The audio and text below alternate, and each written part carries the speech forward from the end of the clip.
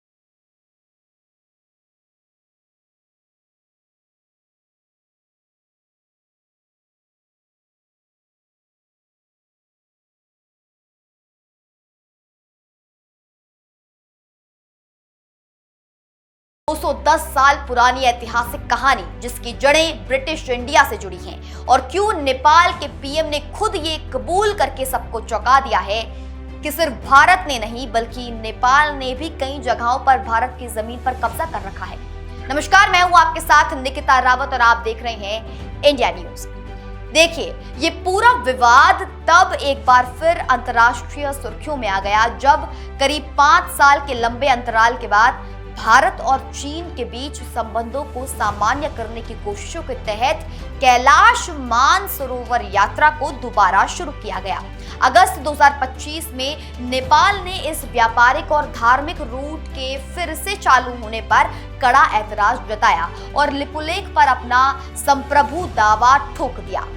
नेपाल के पीएम बालेन्द्र शाह ने काठमांडू पोस्ट को दिए इंटरव्यू में एक बेहद चौंकाने वाला बयान देते हुए कहा, प्रधानमंत्री बनने के बाद मुझे पता चला कि न केवल भारत ने नेपाल की भूमि पर अतिक्रमण किया है बल्कि नेपाल ने भी कई जगहों पर भारत की भूमि पर अतिक्रमण कर रखा है। शाह का मानना है कि चूंकि ये पूरा सीमा विवाद ब्रिटिश इंडिया के इस क्षेत्र को छोड़ने के समय का है, इसलिए ब्रिटेन को भी इस ऐतिहासिक मुद्दे में दिलचस्पी लेनी चाहिए और इस त्रिकोणीय सीमा विवाद के समाधान में चीन की भूमिका भी अहम है। लिपुलेख, कालापानी और लिम्पियाधुरा के इस पूरे सीमा विवाद की जो टाइमलाइन है उसको समझें तो इसकी शुरुआत साल 1816 में ईस्ट इंडिया कंपनी और नेपाल के राजा के बीच हुई ट्रीटी ऑफ सुगौली से होती है। नेपाल का दावा है कि इस ऐतिहासिक संधि के तहत ये तीनों क्षेत्र नेपाल की सीमा के भीतर आते हैं। ये विवाद साल 2020 में तब और आक्रामक हो गया जब नेपाल के तत्कालीन प्रधानमंत्री केपी शर्मा ओली ने अपने घरेलू राजनीतिक दबाव को कम करने के लिए एक नया राजनीतिक नक्शा, एक नया पॉलिटिकल मैप जारी कर दिया, जिसमें उन्होंने इन भारतीय क्षेत्रों को नेपाल का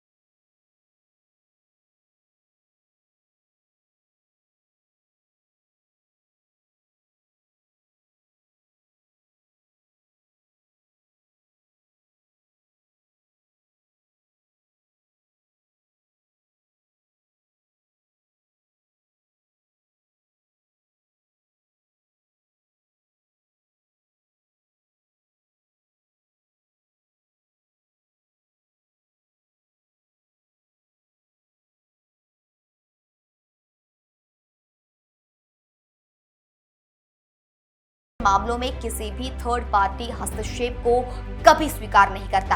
अब देखना यह होगा कि भारत के सख्त और स्पष्ट रुख के बाद क्या नेपाल अपनी कूटनीतिक रणनीति बदलता है या दिल्ली के साथ द्विपक्षीय टेबल पर बैठकर इस 210 साल पुरानी उलझन को हमेशा के लिए सुलझाता है।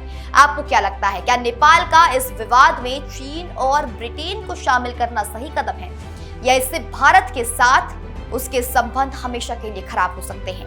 अपनी राय नीचे कमेंट सेक्शन में जरूर साझा करें। जय हिंद।